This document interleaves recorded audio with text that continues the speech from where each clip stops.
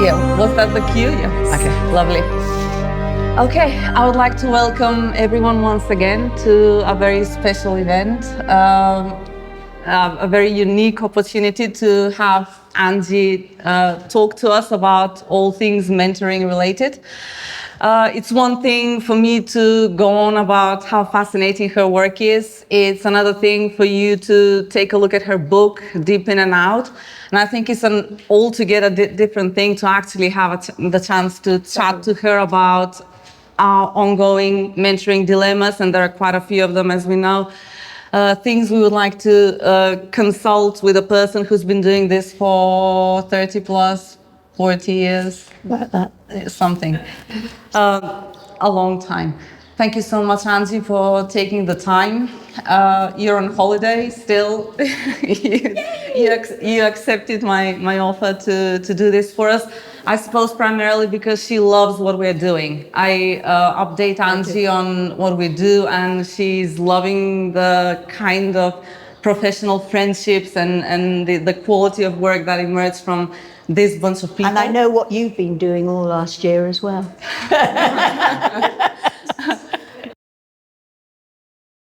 We made some notes based on your goals. Before the meeting, you shared your goals, you shared what kind of things you're hoping to get out of this meeting. So we'll base it on that. But we are very happy for people to chip in as and when.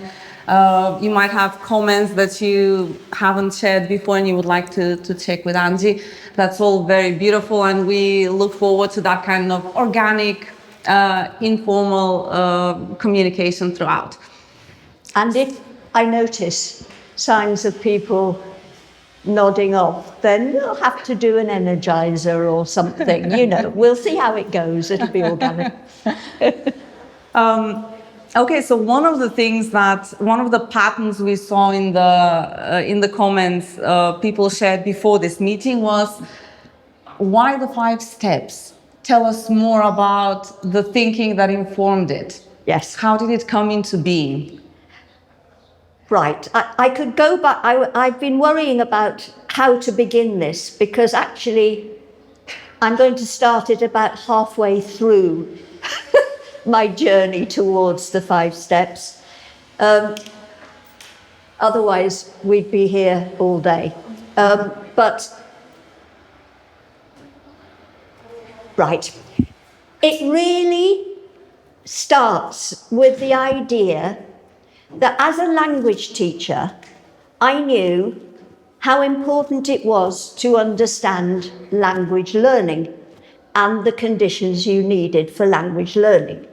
Now, as we all know, the only conditions you need for language learning are motivation, exposure to the language, and opportunities to use the language. That's what I worked from as a language teacher, having synthesized, if you like, all the very complex writings of the widow fits, as I call them. I mean, Henry Widdowson and Brumfitt and various others. Very complex descriptions of how languages are learned, and Chomskyan perspectives and trees and goodness knows what. None of that was of practical use to me as a language teacher. But if I thought about keep them motivated, expose them to language, give them opportunities to use language, that was great. I'd done the same with how to parcel up bits of language to be learnt. So, at a more micro level. So I, again, synthesized all this very academic writing to something practical, which was I needed to go for get my students to understand meaning first, then focus on the then focus on how it was used and the usage, and then focus on the forms, both the written and the spoken form. So I'd done that work for myself as a language teacher. And then I got it, this is in my career, and then I got invited to do workshops for teachers. So I did workshops for teachers where we swapped tips and ideas and activities and things, and that was jolly useful, I found. But increasingly, as I became more of a teacher of teachers than a teacher of English, my subject changed, teaching. That's what I was teaching. I was teaching. And perhaps the process of learning changed. So then I had to start again, really. It was a whole new career. I had to start again. I got all the tips and tricks for language teaching. I don't anymore. I'm not up to date anymore with the tips and tricks for language teaching, particularly with all the IT stuff, because, that's more recent. Then I started really focusing on how teacher learning, what needs to be learned and how that is learned. Again, it meant trawling through oodles of academic writing and trying to find a way of synthesizing that into something that it was practical and that I could use. And what I found was there are 3 types of teacher knowledge. There's know about knowledge. You have to know about stuff. You have to know about curriculum and all of that, and the students and the context and the rules and regulations and all of that. There was no how knowledge. You needed skills to do things like give clear instructions, write on the board. No, not write on the board. I expect it to use the whiteboard, interactive whiteboard. But anyway, there were skills. And there was another kind of knowledge, which was the knowing to. I call it knowing to, but and again, my identification of this type of knowledge came from a variety of experiences. I would watch a brilliant teacher teach, for example, and afterwards I would talk to him or her, and I'd say, tell me, how did you know to do that? And they would say, well, I don't know, it just felt right. It wasn't a conscious thing. It wasn't an in-the-moment conscious decision. It hadn't been consciously planned. It was an intuitive knowing to do the right thing to support the learner's learning. And I really worried about this knowing to. How do I help my students learn to know to? And it came down to an understanding that experience was central. And another thing was also central. 2 other things were central. Noticing, because I won't know to do the right thing if I haven't noticed and quickly interpreted in my brain, almost instantaneously, a need for me to do something, to keep the motivation, to keep the learning process going. Is that all right so far? Yeah. Okay. So I got 3 types of knowledge. Then I had to work, and a couple of them are conscious, the know about, and one is not, and is more complex. Okay. And this, by the way, is why mentors are essential in any mentoring system, because you are the ones, nobody at university can do it, you are the ones who help your mentees learn from their own and others' experiences. Real experiences. Mentors are essential. Right. Over time, this is the issue, because learning takes time. Well, it takes a lifetime. It takes career time. I'm still learning. You never stop. And that's great for a whole kind of reasons that I will divert off to. I'm coming back to how those 3 types of knowledge are learned in a minute, but I'm diverting off to why it's essential to keep learning throughout one's career There's a really good book called Lives of Teachers by Huberman, and I can't remember the date or any of the references, but I expect Eleanor can find it and post it. And in it, he talks about mid-career teachers, the stages, how our feelings as we go through our careers. Mid-career teachers are of a few kinds. I'm going to pick out two kinds. There's the cynical kind, the teacher who's been in teaching for 10 years, but actually they haven't had 10 years experience. They've had 1 year's experience 10 times, you know.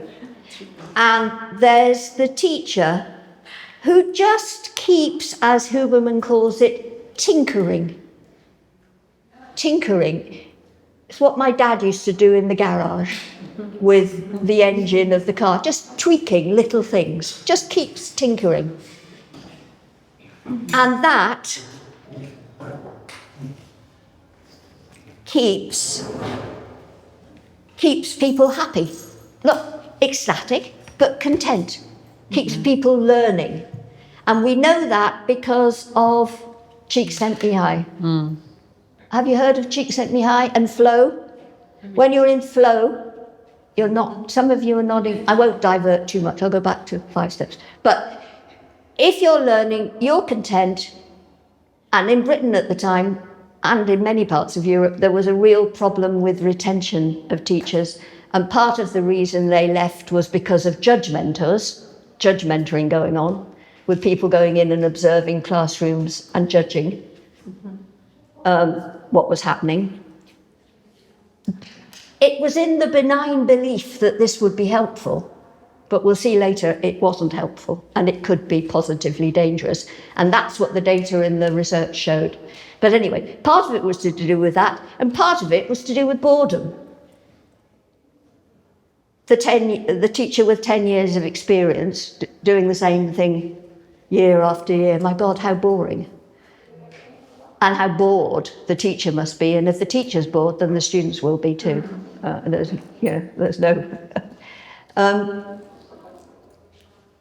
Now, where was I? Help me, Eleanor.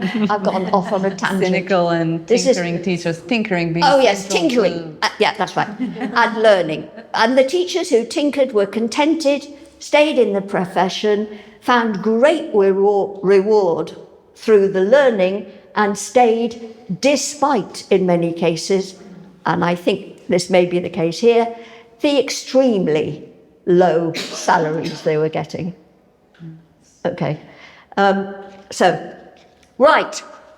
So this was going to address some of the problems that there were with teacher learning. But I still needed to work out how, know how and knowing too could be learnt, and then learnt in a way that was integrated and personal and transformative and made a difference to what teachers did in classrooms, not what they talked about. You can go around the world, as I have been lucky enough to do, and have teachers use all the up-to-date jargon about stuff. And then you'd watch a lesson for research purposes, not for professional development purposes. And what they actually did was totally different. Why is that? How did what they were taught not impact on them? And that's because of something. So anyway, what I sort of developed was this picture. This is a teacher. You can tell it's a teacher, can't you? This is a teacher. This is a hand. And there's his head. And there's his feeling part. So there's his feelings. There's his hand. There's his head. Know about knowledge goes directly into the head. It's intellectual knowledge. It's the kind of knowledge I'm using and you're using. So what I'm saying is going straight into your heads. Will it emerge in your hands? Probably not, but it depends whether or not you were ready to hear this, and I'll talk about that readiness to learn part of things. Okay, this is the know-how, so that's sort of know about, which I call this is know-how, and this is the unconscious knowing to. Know-how can also become automatic. So I can learn, be trained, and this is training, how to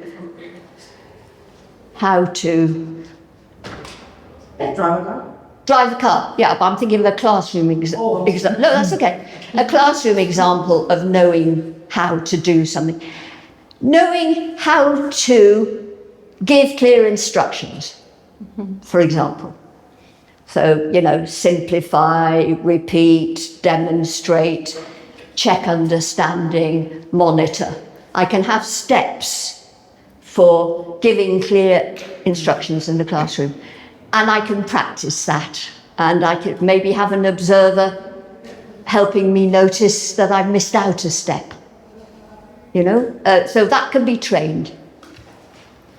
But the knowing too, so that becomes automatic. It's just by hand. Still no connection to that, and no connection to that. Because that's unconscious. But there are conditions in which your implicit knowledge, that gut feeling that it's right, can become conscious. And this is, help me. Undermine. Yeah, Claxton's work on modes of mind that helped me understand the conditions. And the conditions include leisure, fun, warmth, but not heat, Thank you.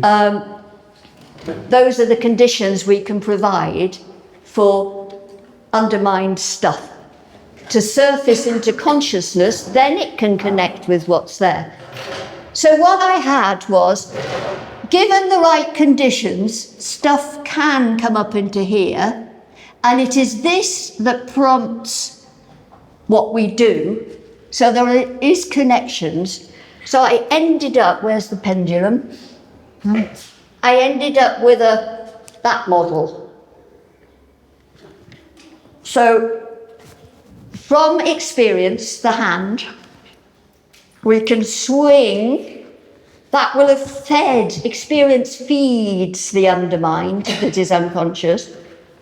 So it's begin and end with experience, create the leisurely, comfortable context in which realizations can occur to people, if you like. Especially when people think about step one, starting from experience. Tell me about something interesting that happened in your classroom, something that stood out for you. Yeah, you've got to start with experience, because experience is what feeds the undermined. Suitable conditions, and this is the knowing to bit, you see. So I am concerned, very concerned, with the knowing to. Now, those teachers I saw who did brilliant things, and I asked them and they said, I don't know, it just felt right. That's fine. That's absolutely fine. But they had somewhere in their prior experience opportunities to learn for themselves the noticing skills and a certain amount of the processing of the noticing, not jumping to the first interpretation, thinking of others and so on, that we expect in step two. Anyway, I had various models that were more or less helpful to various people around the world. But the step, I also have I'm going to give you another one now, which is, this is a trapeze. What happened in the past, I noticed, and still does happen, was there would be the ivory tower of the university, the school, and there was no connection between the two. And when the poor student had painfully climbed up to the school, and when people in the school told them, oh, forget all that stuff you learned at university, this is what we do here, the link to new findings and new knowledge coming out of universities was completely broken. There was no access to it. And people used to talk about the theory-practice gap. Still do. Yeah. Thank you. Still do talk about the theory-practice gap.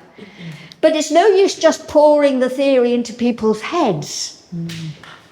We've got to help them link their know-about knowledge to their own experiences, both past and future.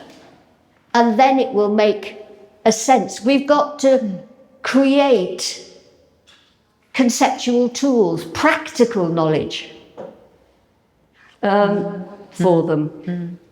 So that's a reason for step 3.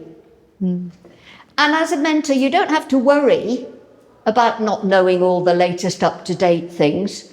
Your mentees probably do, if you can help them remember what they learned at university.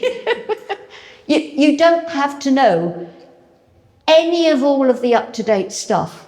All a mentor needs to know, and know really well, and have the skills in doing, is how to facilitate that movement from their own past experience,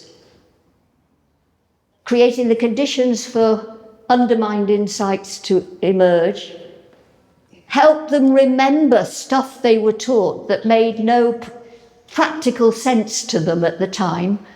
I'm not going to check with your students, Eleanor, but I would like to bet that at least 50% of everything you have learned here in the university,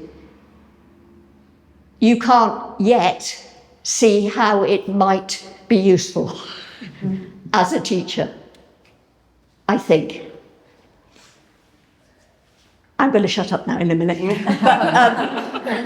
because I can stand and talk for England. But as a very recent, I found on my shelves very recently a book called Thought and Language by Vygotsky. And this came out in 1970-something, or even 60-something. And there's no reason I would have had it unless it was a set text when I was training to be a teacher. I had not remembered a single bit of it, had not found it at all useful, thought it was obfuscatory and complex and rubbish. I needed to know how to do things, Since when I found it again in about 2020 something, I thought, that's nice. I can make all kinds of connections to that now. I couldn't then. I hadn't had the experience to connect it onto, if you know what I mean.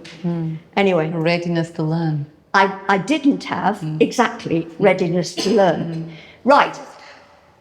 These individual, because know about knowledge can happen like I'm doing now. You can read about it or you can be talked at. But that doesn't mean that you will learn it in any way, not even retain it in any way.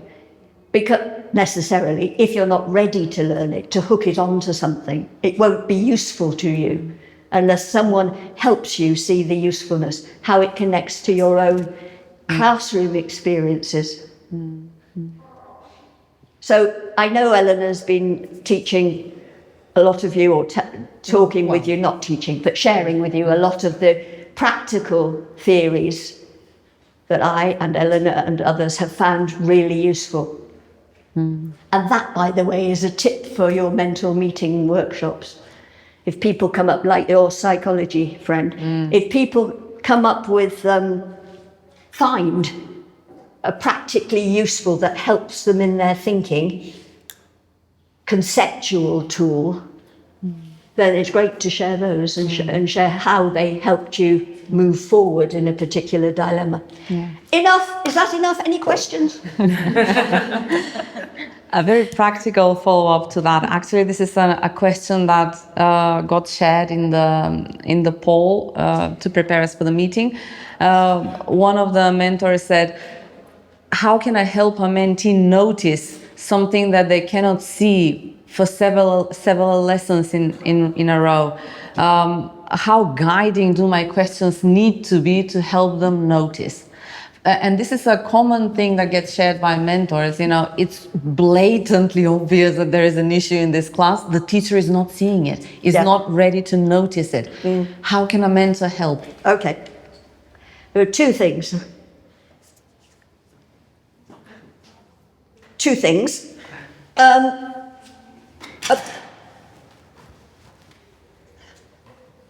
First one is that I have found helpful in situations like those is to remember Mason's 3 categories of perception. I don't know if you know these, but I'll just quickly mark them. One is mark noticing. This is the easiest to notice. And we mark it. Why do we mark it? Because it's, you know, there's a herd of grey elephants, and in the middle there's a pink elephant. What are you going to notice? The pink elephant, yeah. Because it's unfamiliar, it's different, it stands out, it's unexpected, and it's unwanted. Which is why it's far easier for teachers to notice the naughty students than because it's unwanted and unexpected. But actually, what teachers really need to do is to notice the great students, the good students, because discipline's far better maintained if you give attention to the good students and compliment them on their behaviour or whatever, than it is if you give attention to the naughty students, too much attention to the naughty students. So it's it's hard because it's human to notice the unfamiliar, which is why when you travel, you're so tired, because everything is unfamiliar and there are no easy automatic routines. Okay, you just don't notice the familiar. And as a mentor, in step 1, as you listen to them describing, what they are describing is what they are noticing. They are remarking. They are remarking, they are talking about what they have marked. Second level of noticing is, this is my wording, I'm not sure Mason uses this, but they do register something. And if a mentor probes, and they can tell you, then they have registered it, but they haven't noticed it. Okay? And then there's the third level, where they just don't notice at all. And why not? Let me try and explain. I like watching ice skating, the Olympic ice skating. It's really fun, and they're beautiful, aren't they? And I watch this beautiful couple come out, twiddle about, do lifts, look gorgeous, slim and wonderful, she says. Anyway, look gorgeous, and then the judges hold up their score. Okay. I watch another beautiful couple come out, look beautiful, twiddle about, do lifts, and the judges hold up a totally different score. Why? What didn't I notice at all? Why didn't I notice what made the difference to the judges? Because I didn't know enough about ice skating. I didn't know, for example, and I'm not sure this is true at all, but I'm just pretending it is, I didn't know about the fact when you do a triple salcho, you must be on the outside edge of your blade or something like that. I just did not see that because I did not know about it. So, for a student who is not noticing stuff that we, of course, and by the way, we will have our judgments. We do have our judgments. And there was a judgment, and that's fine, because it's a judgment that guides us in what we need to do next to help our mentees learn. It's just we don't share our judgments with the mentees, but we use them. We have them. That, again, is human. I might focus on trying to give them more know-about knowledge in step 3, which then might lead, patience, absolute patience, maybe there's a lack of trust there, all kinds of things. It could be that there's a lack of trust, but anyway, I might do that in step 3 that might lead to a step 5 resolution to try to notice something of what you are concerned about. You're still being a mentor, you're still being non-judgmental, but you're analysing and thinking about what might have caused it. Lack of trust is the other one.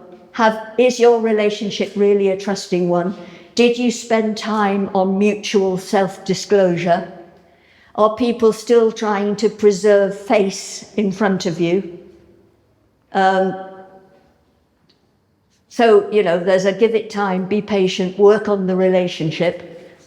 And then the third one, a strategy I've used in the past, is a noticing journal. If you have a number of students that you're mentoring, you can ask people to write what they noticed in a particular part of one lesson, for example. Just write it and keep doing that.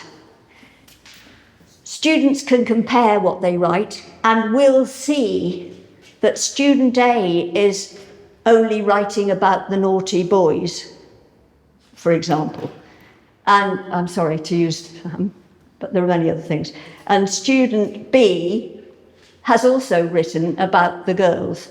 And student A might notice the need to pay attention to the girls from that comparison that they see between colleagues. If you haven't got a group, then a noticing journal that you keep for yourself over, one lesson a week, you're writing what you notice for a 10-minute thing, and you do that all through the semester. At the end of the semester, you look through them and try to see if there are any differences. Are you noticing more or noticing differently? Are you noticing not just signs of behaviour, but signs of learning? Because my preoccupation with learning is because of my definition of a teacher. We are there to support learning.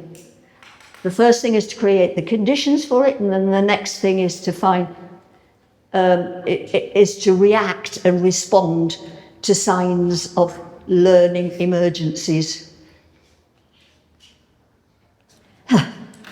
And I could go off on another tangent if I'm not careful. I better stop. So does that make sense? So a conceptual tool to help me as a mentor realise what it is my mentee is noticing and not noticing, and strategies to deal with that without saying, yeah, but I noticed. Or, they may not work, and you may end up saying, oh, yeah, but I... What about looking at, can we try noticing so-and-so in the corner or something? But that's absolutely last resort. Time, relationship, Using that to think about your step 3 contributions and the journals, the 3 strategies I know on that one. Yeah. Lovely. Thank you. I think it's a good time to see whether we have any comments on anything that has been said so far. We would like to follow the group's lead. Obviously, we have other comments that were shared beforehand, and we can always go back to them. But at this point, would anyone want to say something inspired by these lovely stories that Angi shared? Right. Now, I've noticed with the students that I'm working on from the faculty, with the really service teachers, that after, shall we say, a lesson, they really, they want me to tell them exactly what I think. So this non-judgmental thing is a cultural thing. Maybe I'm wrong. As I'm saying, times have changed. However, we tend to be direct, and sometimes I think, according to you, because you have a bit of a different culture. Yeah. Do you think that if as a mentor, somebody would be, well, not be so harsh, but sort of give it into the mentee that this and that, would that turn them off? Well, Because of I understand absolutely what you're saying, right. and our culture is not different. Our culture is exactly the same. People talk about, give me feedback, I want to know what you think. But the people who do that are the people who have not understood their own learning process. And if we do it, it keeps them in learnt helplessness. It takes away their agency and their empowerment. It is our job to try and it's really hard for our generation. Right. Because it is so that's the thing about, I will do, where's the heart? I will do what was done unto me because my gut feeling about what's right comes from experience. Right. So my story about this, when Gary was a little boy, I remember this, and I was doing the washing up and thinking about my lesson planning for the next day. And he came to me, him and his brother were pulling on my thing and said, come on, mummy, come and play or do something. And I said, oh, go and play. Now, that's what my mother had said to me. And I always swore with my head that I would never say that to my children. And lo, what came out was that. And it is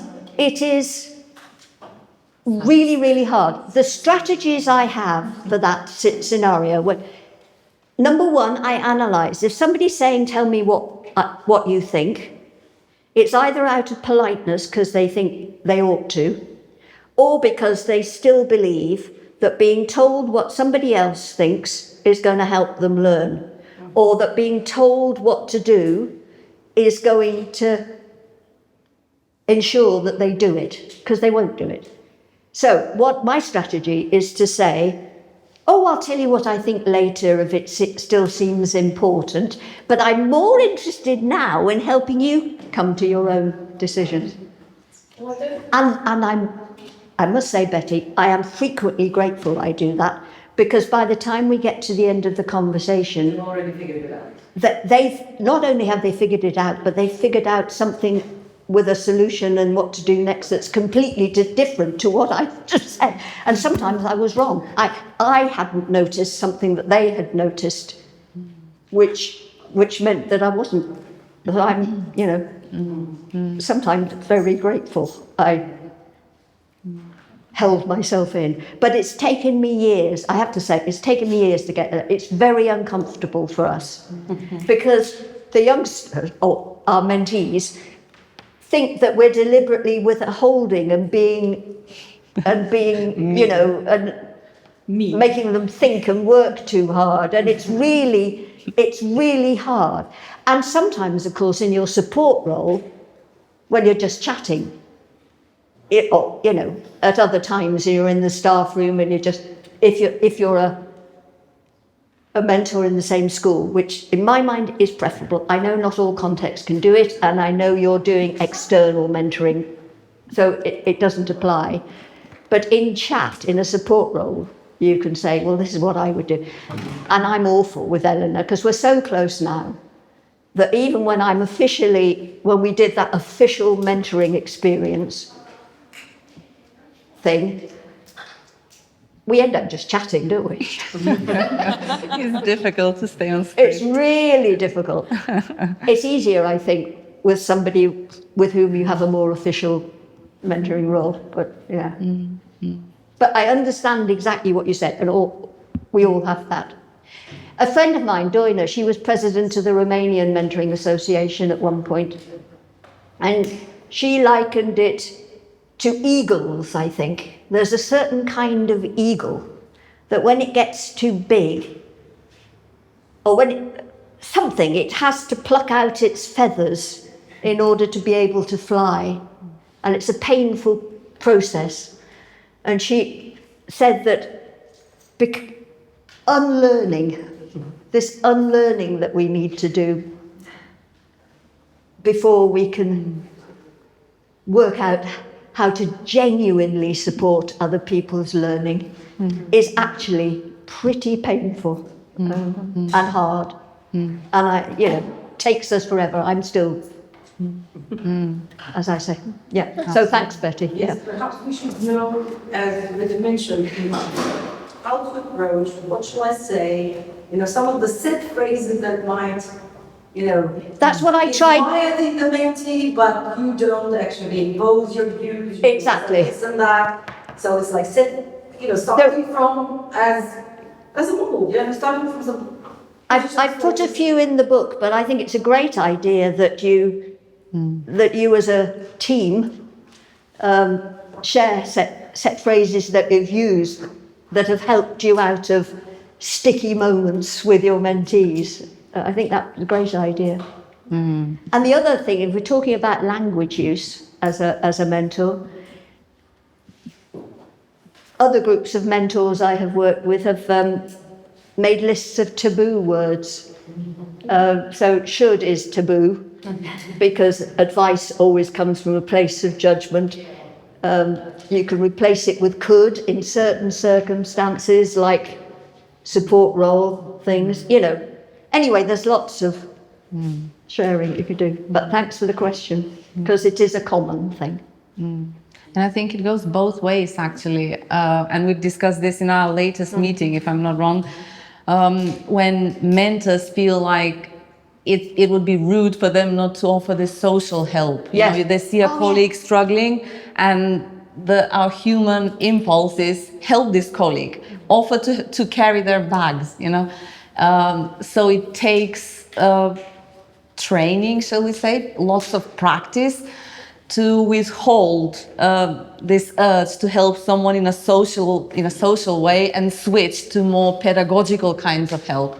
Because yes, we are developing relationships, but our main, surely our prerogative is supporting learning. Yeah, we don't absolutely. support learning by doing the tasks for our learners, right? Yeah, exactly. By being, ChatGPT does exactly this.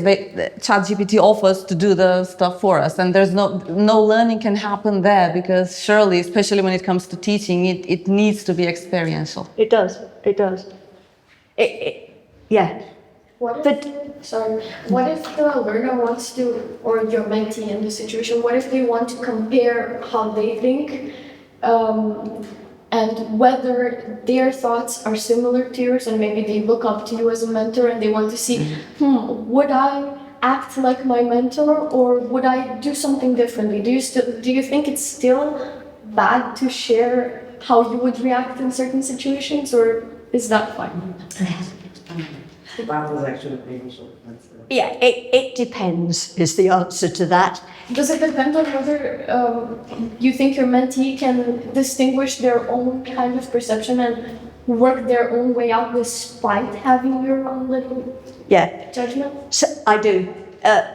It depends where your mentee is on their learning teaching journey, because if they are still at the point where they believe that other people know, like know better than them and they should follow. know better than them. Yeah.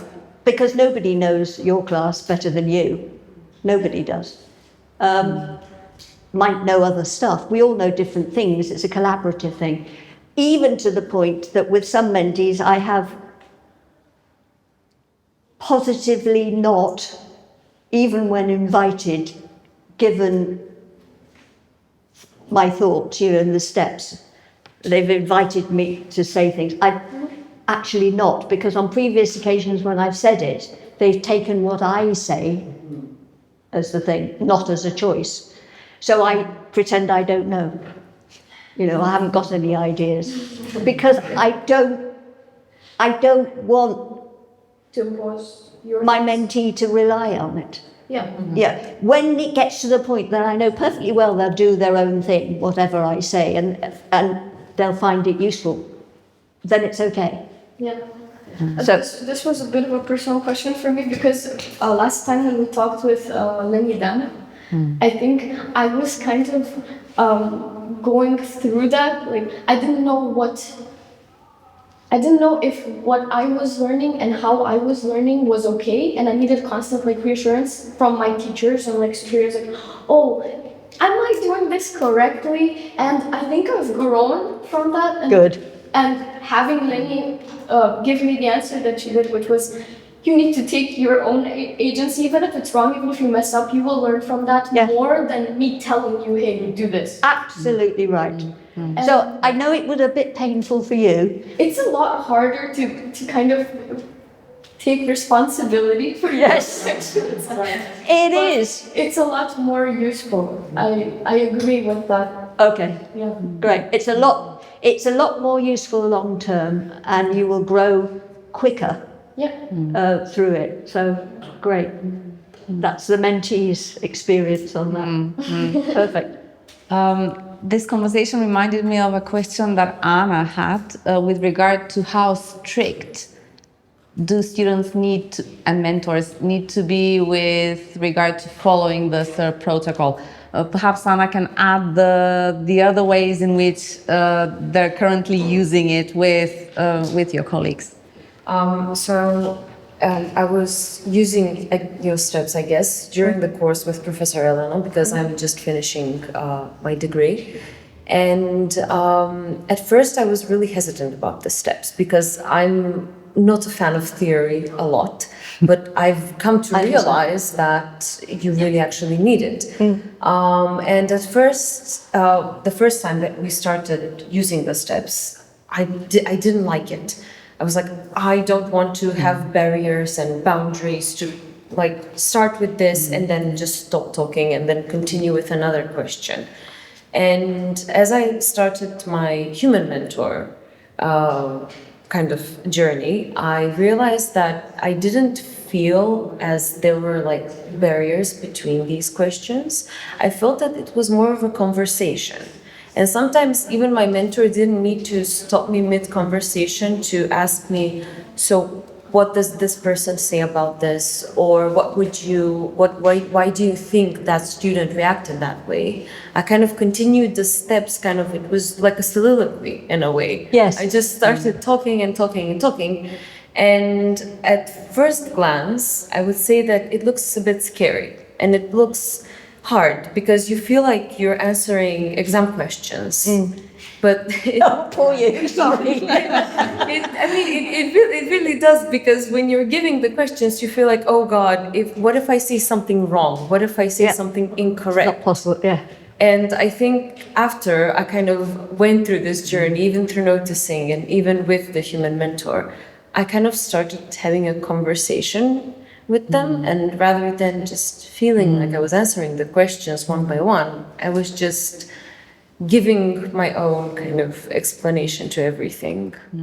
Great, is all I can say. I'm sorry it looks a bit scary, but it is sort of really necessary to integrate it so that it makes a difference to because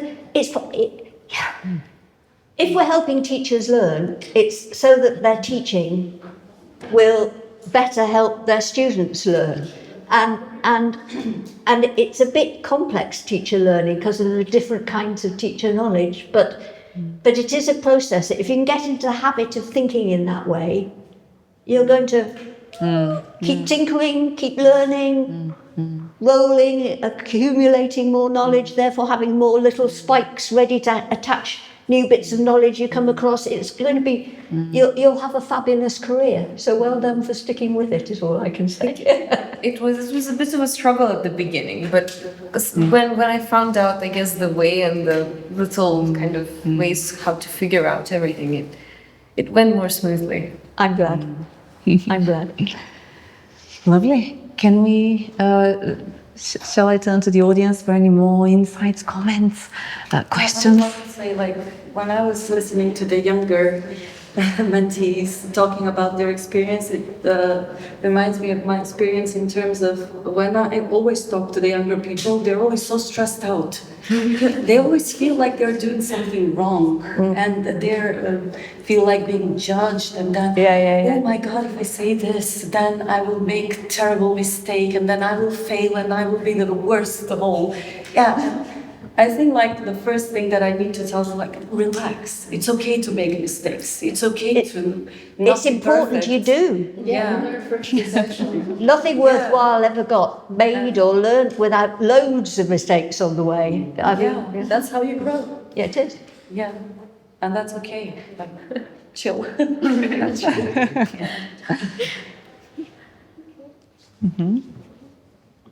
other comments? I believe that if mentees have that intrinsic motivation to learn and grow, I think that they will definitely succeed. And good guidance from mentors, support, facilitation, I think that everything will be fine. I know that we're living in a world where everyone is judgmental. We will experience that. But I think that these young people, if they accept mentoring, then they will grow into professionals who will accept constructive criticism as a step to grow even further in their profession. There are this whole assessment and judgment versus mentoring thing is a complex issue, because historically observing lessons and giving feedback, which is impossible for an observer to do, because feedback is provided by the receiver of an action, and the people who give a teacher feedback are the students, and they give it all the time if a teacher notices. Yes. But historically, managers thought, well, mentors are going in, and mentors also historically started by observing, but that's for training, you see, but it doesn't work for integrated teacher knowledge. Because how can I ask at step one, describe what you noticed, if I've been in the classroom observing? I mean, well, you were there, you knew. I mean, it's plus, if I'm in the classroom observing, the mentee is not stupid and will know that, of course, I'm having judgments. And of course, I'm noticing perhaps more, but certainly differently from the mentee. And what is important is what the mentee notices. It's not what I notice, because I'm not there to judge. I'm there to support learning. But systems need, a certain, some way of accrediting, some way of ensuring that taxpayers' money is being used to, So it's sort of legitimate, I suppose, for systems to send in observers who then judge. But what the feedback will be a whole list of things. What it doesn't leave the mentee or the teacher knowing is what to do for themselves to get that, to change things. It just leaves them with a whole list of things to improve. But you don't know where to start. But know where to start, exactly.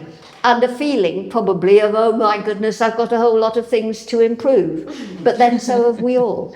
Actually, so have we all. But But managerially, if there's already somebody going into a classroom observing, which mentors were originally back in the 80s, they can also do the assessment, and they started conflating the roles, and the whole thing was awful.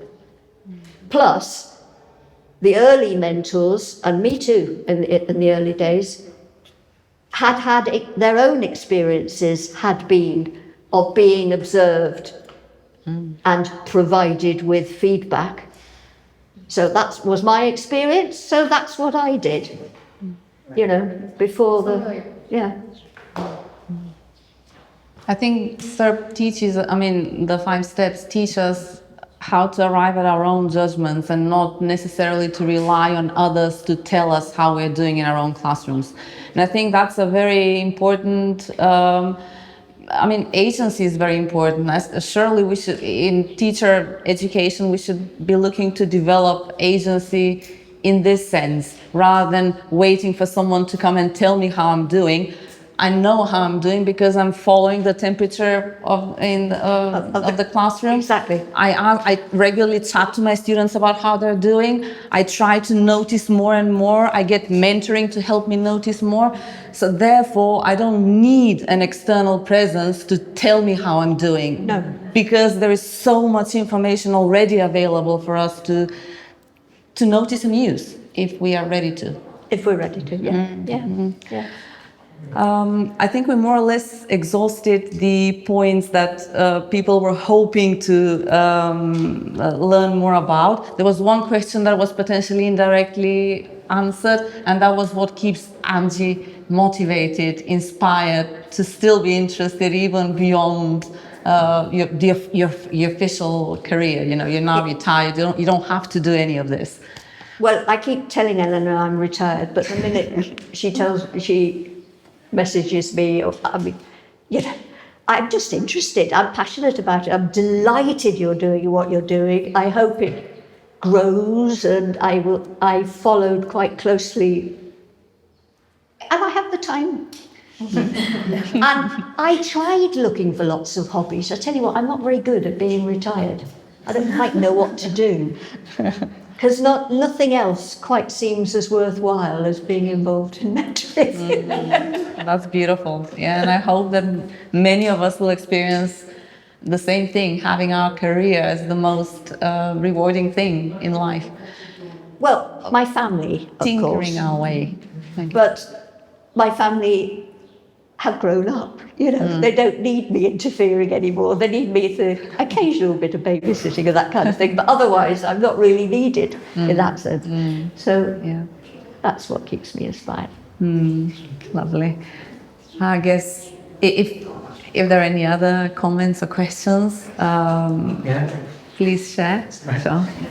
So Mason, just going back to that, it's a Bobby hint I've been looking at. I think Mason calls it fairly noticed, I think. But he does speak about the ability to upgrade something which was barely noticed into something which is marked through the process of, you know, recounting it and going through it. If someone's sort of talking around what's been going on, and there's a couple of things that they've clearly marked, but maybe something that they've barely noticed, would you generally, as a mentor, try and push them towards exploring that more? So there's the importance of noticing, but is there even sub-importance between things that have been noticed? What would make the difference between whether I push them to notice more, whether I would explore it as a mentor, it depends on my work in my own head. Because my job, I've got several jobs in step one, but one of my jobs is to really try to get enough information from the mentee so that I've got a clear picture, or like a video of that little moment that the mentee is describing. And if I personally, as I am working to make this mental video, if I can't see what was happening in that corner, or if it seems important to know what's on the walls, or whatever in my video that I'm making, I will ask, now hang on a minute, I can see I can see the students. I can see that group of students over there and what they were saying, and you told me, and I can hear what you said back. But what I'm not seeing at the moment, it's fuzzy. The rest of the class. What were the rest of the class doing? You know? So it depends on my work, and that I think is what pushes barely noticed to more upgraded. And next time my mentee will know that I'm asking about the fuzzy bits and will probably try to notice more to be able to tell me. So which made me think of yet another challenge by a few mentors. When chatting to their mentees and mentees saying something along the lines of, I don't know what stood out for me, it was all fine, I'm doing well, everything's going fine, I have no idea what I'm doing here, you know, that kind of, an inability to be critical, thinking that everything's going well. Yes. And there's nothing to improve. Which is great, because one can learn as much from things that are going well as one can from the other things. So you think, great, well, that's absolutely super. Now then, let's see what we can learn from all those great things that went well. So that, what's the best bit for you? What was the most exciting bit of the lesson? Let's start there, because you want all of your lessons and all parts of your lesson to be as exciting. So let's start there. And you will guess, and it may be that what comes out is a list of criteria for what made that bit exciting that could be used in more activities. Or it may be, as is often the case, that what comes out was it wasn't quite as wonderful as the person first thought. And one can find little tinkering bits to make it even more wonderful. But you can learn as much. And to me, a mentee saying it was all wonderful, I'm nothing to learn, probably says more about the relationship. Probably says more about the relationship. I don't want to lose face. I'm not losing face. I'm not telling you about the bits that actually sort of deep down worry me. And that's fine. Go with it until you've got the trust. Until you've got the trust. So you shouldn't probe when that kind of, when you get that kind of reaction out of a mentee. Like, you're not supposed to push them. Like, oh, but we're supposed to talk about this. No. No, you don't push them. You say, oh, you accept. Okay. And you want to explore their experience so they can learn. What if their second response isn't them actually telling you a bit more about the wonderful bits or what happened, but it's another answer of, like, yet another, it was fine, I don't really know. Then you say, okay, I want to be able to see in my head. I mean, it's hard work for a mentor to adapt to that. You would say something like, great, I'm glad it was wonderful. Imagine I'm Steven Spielberg. I'm going to make a movie of your wonderful lesson. Please help me see it clearly. Who would I need in it? Where would they be? What would they say? And you make it more lighthearted and you kind of go Tease out of the classroom to make them comfortable. Yeah, exactly. Okay. And wait till they're comfortable enough to say, well, it was mostly fine, but but I genuinely mean that. Start with things that went well. It's far less threatening than starting in a new relationship with what your mentee perceives as being problematic.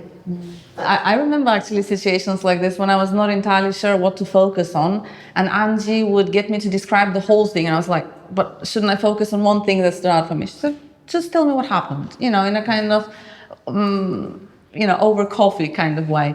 And I would describe the lesson, and she, as an experienced mentor, she's able to sense where I might experience some confusion, uncertainty, struggle, when I'm not entirely sure about, what to think about what happened. Obviously, I need more clarity, etc. And then she would latch on to the bit in my description or bits in my description that she feels provoke a kind of emotional response, and then she decides, how about we focus on this? Fine, and then we proceed. I think a rich description, starting off with what happened, tell me more, I'm trying to make a mental video, is you can't go wrong with that. You will be able to hear in the choice of words, or if you're reading body language carefully enough, you will be able to notice an emotional charge at one or more places in that description, and be able to say, you seem to be a little hesitant there, or you said, shall we use that? Let's focus on that. And it's always been useful from experience. Lovely, thank you so much. One question. In our system, you were talking about system, so I have to ask. New teachers undergo a mentoring period of being mentored for 9 months, 1 academic year. Now, the real challenge here for mentor is to try and do the best they can to help the new teacher, let's say, acquire or improve their skills within this period. So when the mentoring period is limited,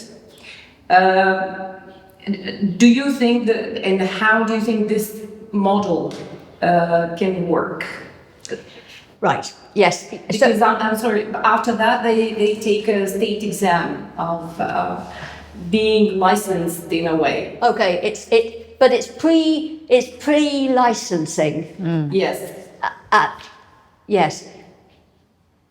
You've got the standards they have to achieve before they can get their license. The exam, of course, is all head work. Do you have to? Who does the assessing of the other types of knowledge? There's a special commission from the Ministry of Education. Okay, the inspectorate that comes. Okay, that's okay. Well, the mentor is crucial. It's those periodic review mentorials that you do against the standards.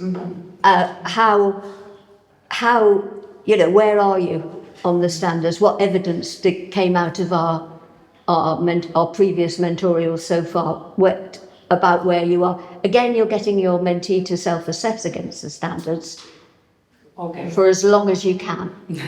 Well, probably all the way.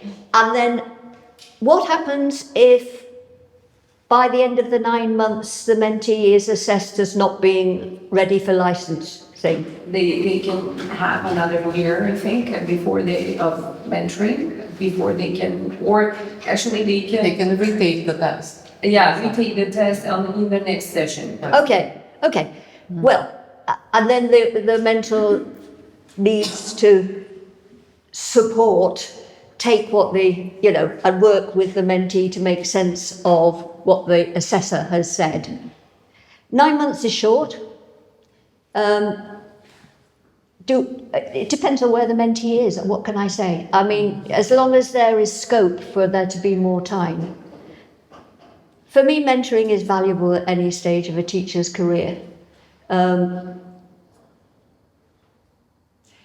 But particularly necessary because of the reality shock that was documented in many studies of the huge difference between going from university to school and being a teacher. They really need support then. Sorry, Mimi, what were you saying? But how pushy can we be then? that was the question. The story of the boy. The story of the boy. Yes, thank you. I will tell you a story. Thank you. You wanted to share I did want to tell you this story. This is a story about a little boy, not unlike his brother, who used to love insects, all little insects and things. And he was out in the forest and he saw a cocoon on the bark of a tree. And there was a teeny weeny hole in it. And it was just as the butterfly was about to come out. And he was fascinated. And he stood there watching. And then he got a bit impatient because he wanted it to happen more quickly. So he huffed on it and huffed on it some more, and sure enough, the hole started getting bigger and the butterfly started emerging. It started emerging until it came out, and he was horrified because there in the palm of his hand was a deformed little butterfly that quivered and died. It needed the gentle warmth of the sun, not heat. It needed the time it needed, not our time. It needed its own time. And that is a story I remember when I'm thinking about how pushy to be. Yeah, unfortunately, Sure. Yes, do we have time? Yes. Okay. What Mimi made was very good point. That is exactly how I felt before, let's say, before we started this project. Because me as a teacher mentor, all right, I have come across and I have worked with different types of personalities. Not students, but teachers who have graduated from their faculties, right, from the universities. And when I got here, okay, I was a little bit encouraged about the steps. Let's say I was a little bit skeptic because I said, oh, this is completely different from practice. This is completely different from reality. Because when teachers graduates actually get their first job, yes, they have that 12-month period to work under mentorship, our guidance. And they expect ready-made answers. They expect us to tell them, you know, the best, the best solution for their problems. Not problems, but teaching problems in the classroom. All right. I tried in my, let's say, in my experience, I have tried not to do that immediately. Because how I work, have achieved something. With you called it noticing journal, okay? So even me, when I start, even nowadays, whenever I have new students, especially with the inclusion, let's say, I always notice. I always write my noticing. Okay, and then when my new mentee comes, I give them a notebook. I write kind of a quote, let's say, which will inspire, and share my story. Okay, and that's how I think we have been establishing good relationship even afterwards. Okay, Great idea. and doing this course, let's say, being part of this project, have taught me to become more patient and to listen more. And also, as you said with the butterfly thing, it also helped me, okay, to give my mentees more time. That it won't happen overnight, that they will not become successful overnight, that it's even up to them, it's even up to together, maybe me guiding them well, right? Taking all those different roles, maybe just a supporter in those 50 minutes, just a supporter, or being just a listener, or being just an educator, or I don't know, giving them guidance to read to kind of psychological book maybe, or something like that, to search more on their problem that we have talked about together. And I would just move a little bit, okay, to that a concept that you wrote, the university and the school, okay, and I'm very proud of what Elena is doing. Yes, absolutely. If I can say that. You can. Being part of this. In which way? Because I've been mentored to teachers graduating from different, not from our university, right, okay, different types of profiles, right, and they are completely different in this attitude getting to work into school and working under mentorship. Yes, I like their self-confidence, right, on one way, but on the other hand, they are not ready to listen.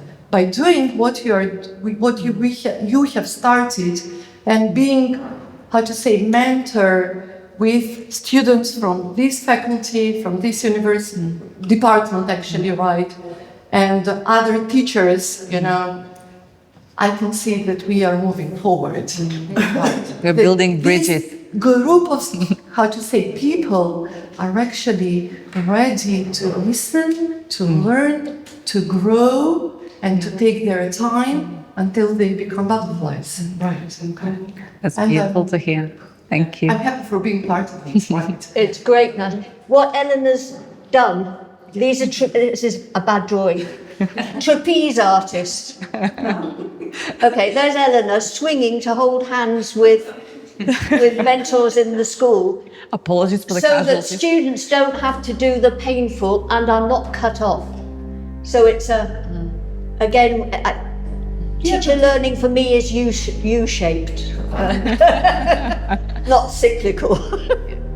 Definitely, but it depends on the person first of all. Of course it does. If we generalize, from my experience, we mentors always give our hands, right? So it's sometimes up to the other person to grab that hand and to shake together, right? It is. Bring it together. It does. Right. Beautifully said. Yeah, absolutely. And on that note, I would like to thank everyone for your patience, for your attention span. Despite the heat, despite the other responsibilities I know you have. And thank you very much, Angi, for taking the time. I think this was enlightening. For me, it was enlightening, and I hope it was. It was, I've said. It's still it's always new to revisit things from a different and I'm terribly sorry it's all knowing about, but I'm in this heat, getting up and jigging about, I think would be too exhausting for us all, wouldn't it? We do the practice in between these. Yeah, do the experiential stuff. Thank you so much for helping us with that. Thank you once again. Thank you. Thank you so much. Lovely to meet you. I hear all about you all the time.